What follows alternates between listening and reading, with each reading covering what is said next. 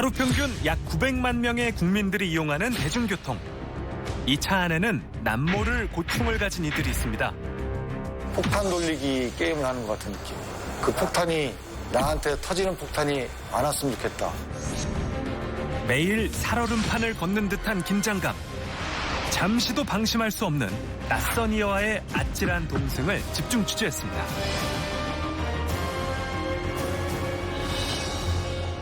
밤낮 가리지 않고 택시를 운행한 지 5년이 된 제보자. 때때로 서름이 밀려오곤 한다는데요. 택시 하다 보면 별일이 다 있거든요. 그냥 그 순간만큼은 나 이거 때려쳐 진짜. 내가 왜 이걸 하고 있지? 이런 생각이 들죠. 사실 사람이니까. 그런데 어떡하겠습니까? 짙은 어둠이 찾아오면 택시를 찾는 이들이 많아집니다. 취객도 많아지죠. 탑승하자마자 잠이 든 승객을 목적지까지 데려다 주던 길. 그런데 갑자기 차량 문이 열립니다. 예를 들어서 뭐 결제를 한다 그러면 내릴 거를 예상하고 있죠, 기사들. 근데 갑자기 아무로 또 문을 열면서 밖에다가 이제 오바이트를 하기 시작했죠. 속이 안 좋으세요? 술을 꽤 많이 드셨나 본데요. 안 되는데. 뒷문을 활짝 연 택시 옆으로는 차들이 쌩쌩 달리고 있는 상황. 안절부절 못 하겠더라고요. 혹시 오토바이들이 이렇게 차 사이로 삐집고 와서 이렇게 사고가 나지 않을까 이런 마음이 있었어요. 그래서 그 상황을 빨리 끝내기를 바랬어요. 하지만 제보자가 할 수 있는 건 비상등을 켜고 승객을 챙기는 것뿐이었습니다. 네, 괜찮아요? 차에 안 묻었나 몰라.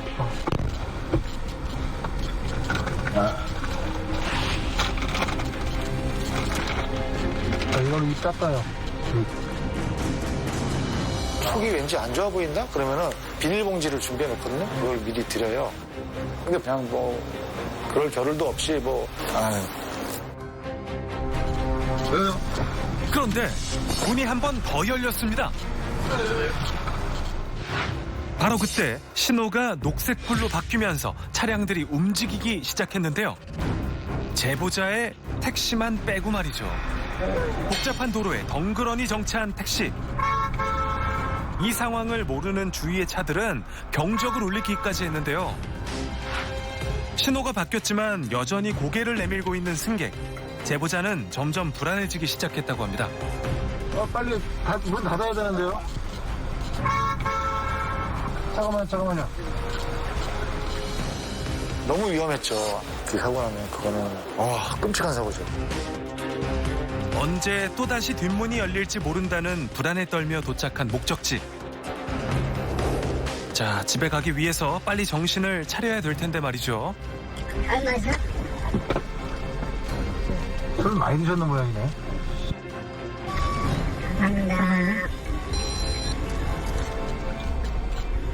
결제를 마치곤 바로 운전석에서 내린 제보자. 힘들었던 여정에 잠시 휴식이라도 취하려는 걸까요? 여기 핸드폰 주세요, 핸드폰. 행여 물건이라도 두고 내릴까봐 걱정됐던 겁니다. 취한 승객을 태우면 이런 상황은 부지기수라는데요. 그냥 안도죠. 안도하는 거. 그거밖에 없죠. 안전하게 모셔다 드려야 되는 게 또 제 의무고, 그래도 사고 안 났구나. 그거에 그냥 만족하고 감사했죠.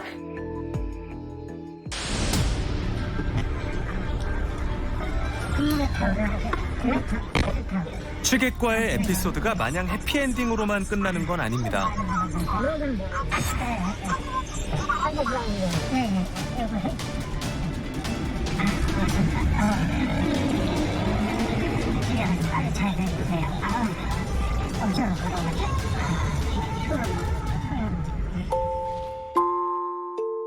고단한 하루를 보냈는지 승차 후 눈을 붙이는데요. 그로부터 얼마 후 짧은 단잠을 마친 승객이 깨어났습니다. 그럼 어디 가요? 그린타운이라면서요. 네. 가고 있잖아, 단국사거리. 그런데 갑자기 이해할 수 없는 말을 늘어놓기 시작하는 승객. 택시에 이거라 잘못 걸리면 나 주고 택시들이 수사 시비 건다니까 요거 돈 좀 있겠다. 하면 이제 이상한 얘기 하지 마시고 목적지라는 거 가르쳐 주세요. 아, 왜 그러세요, 자꾸. 어제 했던 잘못 뭐해? 여러 가지 한 대 맞으면 돈 1,000만 원인데 왜 여러들 요즘에 돈 벌으라고 운전하는 겁니다. 그게 훨씬 짭짤하거든. 계속된 폭언에 참다 못한 제보자가 한마디 하는데요. 아저씨 뭐 하시는데? 아유 나 지나가면 나는데 네 아유 너무 됐어요. 발전 나와서 일하는데 네 이거 요거에 됩니다. 좀 내려주세요. 아유 참 됐어요. 하루를 제발. 사명감을 갖고 일하지만 일부 손님들로 인해서 참 많은 생각이 들기도 한답니다. 뭐 폭행을 하지 않는 이상은 뭐 기사가 당하는 수밖에 없어요. 택시 기사가 승객을 하차시킬 수도 없고 내 신세가 이렇게 처량하다, 서글프다 이런 생각이 들었어요. 단기간에 그친 것이 아니라 장시간 지속된다면 이 행위도 업무방해에 해당한다고 평가할 여지가 충분합니다. 업무방해죄는 징역 5년 이하 또는 1,500만 원 이하의 벌금에 처해집니다. 만약 그 손님을 태우지 않았더라면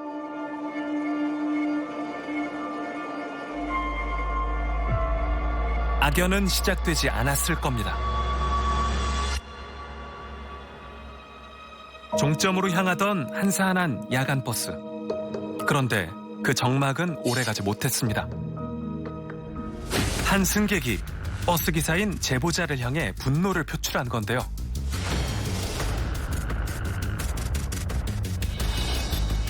잊고 싶지만 몇 달이 지난 지금도 여전히 어제 일처럼 기억이 생생합니다.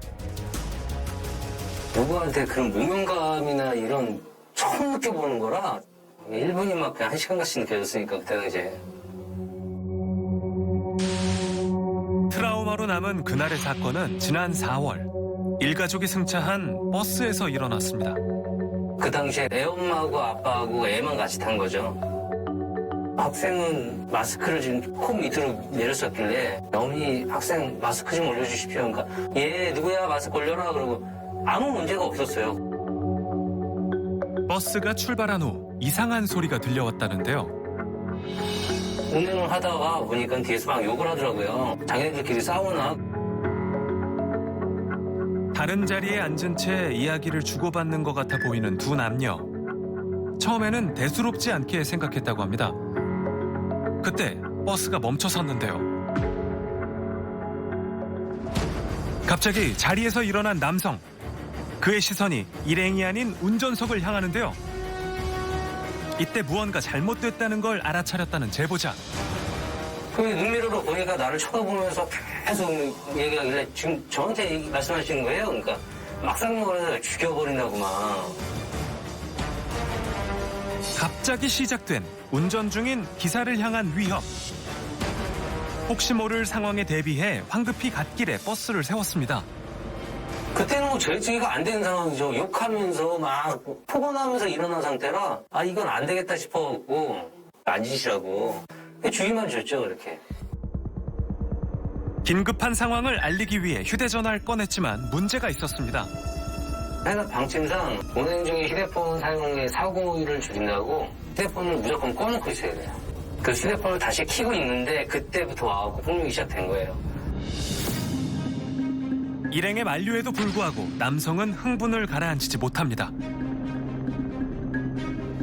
결국 제보자의 몸에 손을 대는데요. 제일 고통스러웠던 건 한 점 부끄러움 없이 일해왔던 버스기사라는 직업을 무시하는 발언이었습니다.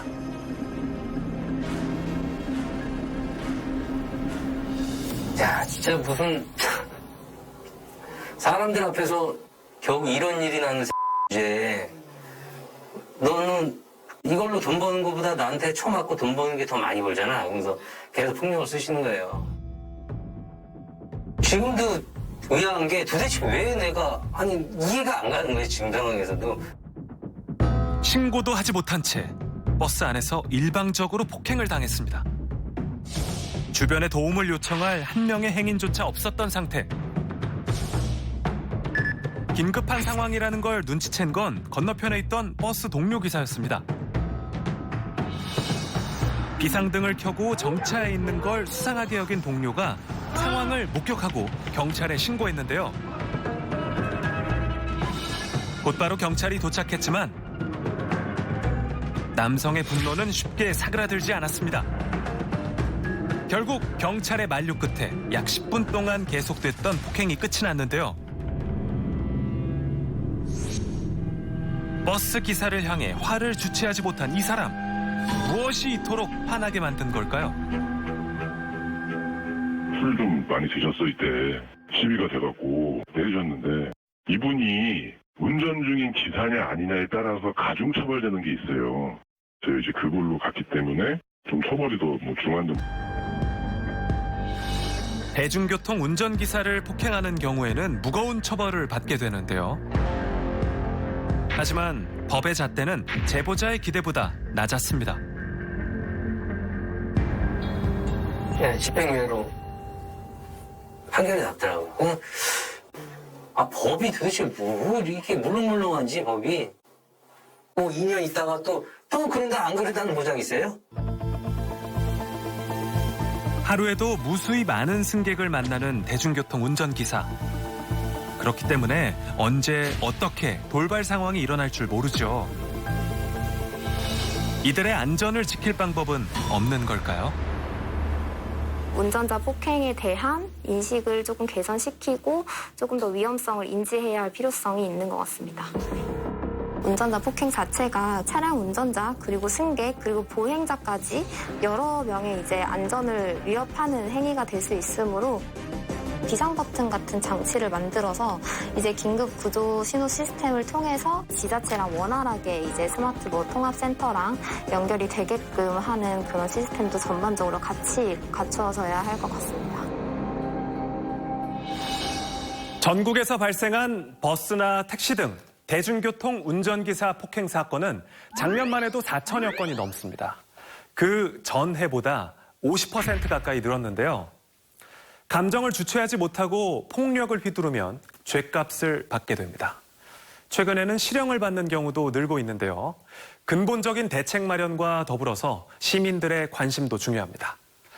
혹시 택시 갑등에 비상 상황을 알리는 불이 들어와 있거나 버스가 정류장이 아닌 곳에 멈춰서서 비상등을 켰다면 위험한 상황은 아닌지 꼭 살펴봐 주시기 바랍니다.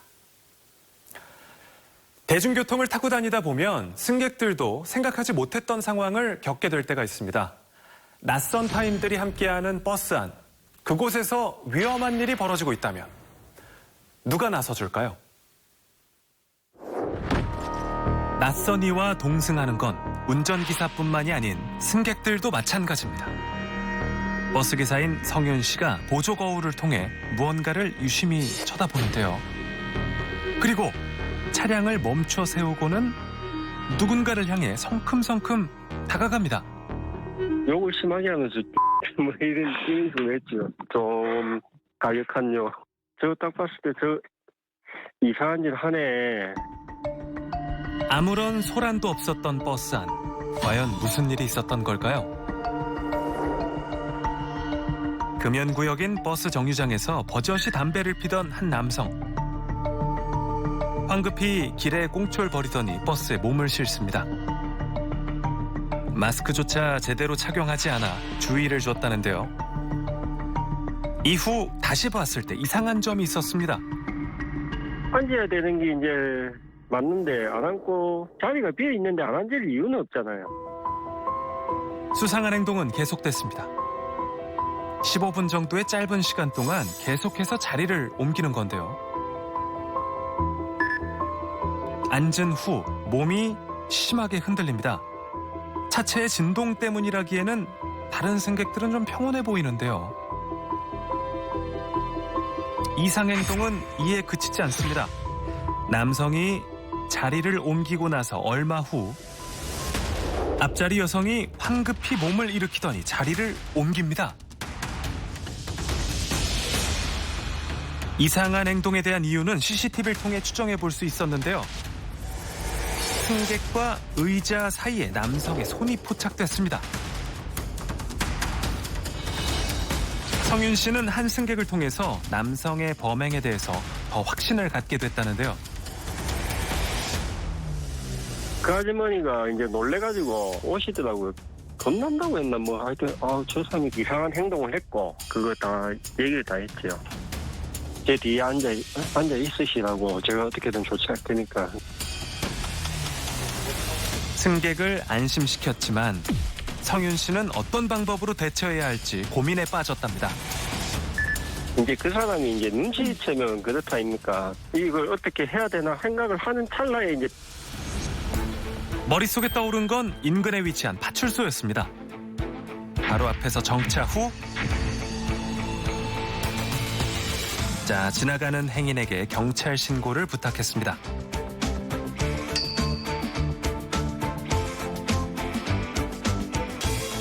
혹시라도 무슨 일 생기면 뭐 그럴까 봐 승객분들 앞쪽으로 다 옮기세요. 손질하면서 뭐 그렇게 해갖고 옮기셨고.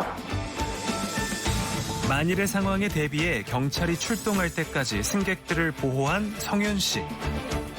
선뜻 말하기 어려웠을 텐데 용기 낸 시민과 성윤 씨로 인해서 결국 남성은 성추행이 인정돼 검찰에 송치됐습니다. 술이 취해서 자신은 그런 기억을 이제 없다고 그런 주장을 했지.